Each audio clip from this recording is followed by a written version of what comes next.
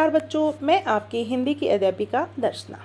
बच्चों, आज हम इस वीडियो के माध्यम से हिंदी गुंजन पुस्तिका कक्षा 7वीं के पाठ संख्या 15 पाठ का नाम है तूफानों की ओर। ये एक कविता है, इसका एक्सप्लेनेशन आज मैं आपको करवाऊंगी। उम्मीद है आप सबको समझ आएगा। तो आइए शुरू करते हैं। तूफानों की ओर, जैसा कि हमें नाम से ही पता चलता है कि ये एक संघर्षमयी कविता है, कि प्रेरणादायी कविता है। तो कवि का नाम है शिवमंगल सिंह सुमन। शिवमंगल सिंह सुमन जी उनका नाम है, और उन्होंने इस कविता के माध्यम से बहुत ही अच्छे ढंग से समझाया है कि किस प्रकार से हमें अपने जीवन में आगे बढ़ते रहना चाहिए। आपको भी पता चलेगा जब जब आप कविता पढ़ेंगे। तो आइए शुरू करते हैं। कि तूफानों की ओर घुमा दो नाविक निज पतवार, आज सिंधु ने विष उगला है, लहरों का यौवन मचला है। आज हृदय में और सिंधु में साथ उठा है ज्वार, तूफानों की ओर घुमा दो नाविक निज पतवार। ठीक है, कि क्या कहा गया है कि भावार्थ है कि मौजी, कि यहाँ पर संबोधन किया गया कि अपनी मौजी कौन होता है? पतवार घुमाने वाला नाविक होता है, यो नाव चलाने वाला। कि अपनी पतवार घुमाकर नाव को उस दिशा की ओर मोड़ दो जिधर से तूफान उठ रहे हैं। अब सभी को पता है, जब भी हम सफलता प्राप्त करते हैं तो कठिनाई आती ही आती है। तो यहाँ पर कवि वही समझाने की हमें कोशिश कर रहे हैं कि कठिनाइयों की ओर बढ़िए, तूफानों की ओर बढ़िए, ताकि आपकी ज़िंदगी जो है वो सफल बन जाए। क्योंकि कठिनाई नहीं आएगी, एक आसान रास्ता चुन लेंगे तो हम मेहनत नहीं करेंगे तो कठिनाई नहीं आएगी। इसलिए मेहनत कीजिए और आगे भी बढ़िए, कि उस दिशा की ओर मोड़ दो जिधर से तूफान उठ रहे हैं। आज सागर ने क्रोध में आकर जहर उगल लिया है, लहरें अपनी जवानी के जोश मद में मचलकर अंगड़ाई लेकर ऊपर उठ रही हैं। कि आज हृदय में सिंधु में साथ उठा है ज्वार, समुद्र में ज्वार आया है, कि भूकंप आया है, पर उसके साथ साथ नाविक के मन में आगे बढ़ते चले जाने का उत्साह उमड़ रहा है। तो ये नाविक के माध्यम से बताया कि नाविक की तरह आपकी ज़िंदगी है, कि मनुष्य को आगे बढ़ते रहना चाहिए, कि ज़िंदगी में उत्साह से आगे बढ़ना चाहिए, जिस प्रकार से नाविक आगे बढ़ता जाता है। कठिनाइयों को नहीं देखता, पर अपना रास्ता जो है वो नज़दीक बनाता है। कि तूफानों की ओर घुमा दो नाविक निज पतवार, आज सिंधु ने विष उगला है, लहरों का यौवन मचला है। आज हृदय में और सिंधु में साथ उठा है ज्वार, तूफानों की ओर घुमा दो नाविक निज पतवार। ठीक है, कि अपनी पतवार घुमाकर नाव को उस दिशा में मोड़ दो जिधर से तूफान उठ रहे हैं। आज सागर ने क्रोध में आकर जहर उगल लिया। कई बार समुद्र भी अपनी लहरें ऊपर तक उठाता है, तो वही माहौल पर नाविक घबराता नहीं है, अपनी मंजिल की ओर बढ़ता ही जा रहा है। उम्मीद है आप सबको समझ आ रहा होगा। कोई भी अगर डाउट रहे तो आप कमेंट बॉक्स में कमेंट कर दिया करो, मैं रिप्लाई जरूर देती हूँ। दूसरा है, लहरों के स्वर में कुछ बोलो, इस अंधड़ में साहस तोलो, कभी कभी मिलता और जीवन में तूफानों का प्यार, तूफानों की ओर घुमा दो नाविक निज पतवार। की लहरों के स्वर में बोलो, जिस प्रकार जिस साइड लहरें जा रही हैं, हे नाविक अपनी पतवार तूफानों की ओर घुमा दो।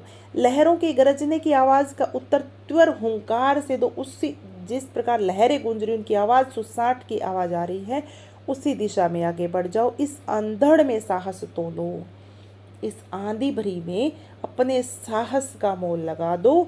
कभी कभी मिलता जीवन में तूफानों का प्यार, इस भयंकर तूफान में अपने साहस की परीक्षा लो। मनुष्य को जीवन में कभी कभी ही विघ्न बाधाओं रूपी तूफानों का सामना करके उन्हें जीतने का सुअवसर मिलता है। तूफान ऐसे साहसी व्यक्ति से प्रेम करते हैं। कहा जाता है कि मेहनत का फल मीठा होता है, तो फल उसी को मिलता है जो मेहनत करता है। तो यहाँ पर समझाया गया है कि अगर आगे बढ़ेंगे तो कठिनाइयाँ आएंगी, तो आपका जीवन सफल तभी होगा। ठीक है, फिर है, यह असीम निज सीमा जाने, सागर भी तो यह पहचाने, मिट्टी के पुतले मानव ने कभी न मानी हार, तूफानों की ओर घुमा दो नाविक निज पतवार। यह असीम, असीम क्या होती है? असीम कृपा, असीम शक्ति, ठीक है, जो कि मानव जो है वह जानता है कि उसके अंदर सागर में असीम शक्ति होती। अथाह, अथाह मतलब बहुत बड़ा भंडार। सागर भी तो यह पहचाने कि आप में कितनी शक्ति है। मिट्टी के पुतले मानव ने कभी न मानी हार, भले ही ये शरीर मिट्टी का बना हुआ है पर कभी हार नहीं मानता है, खतरों से खेलता हुआ हमेशा जीतता है।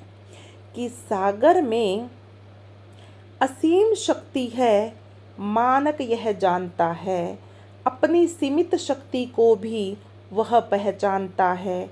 समुद्र की अथाह शक्ति और ज्वार के समय उसको विकरालता को भी जानता है। यह शरीर नाशवान है, यह जानते हुए भी मनुष्य खतरों से खेलता है, कभी हार नहीं मानता है। ठीक है, तो यह असीम निज सीमा जाने, सागर भी तो यह पहचाने। मिट्टी के पुतले मानव ने कभी न मानी हार, तूफानों की ओर घुमा दो नाविक निज पतवार।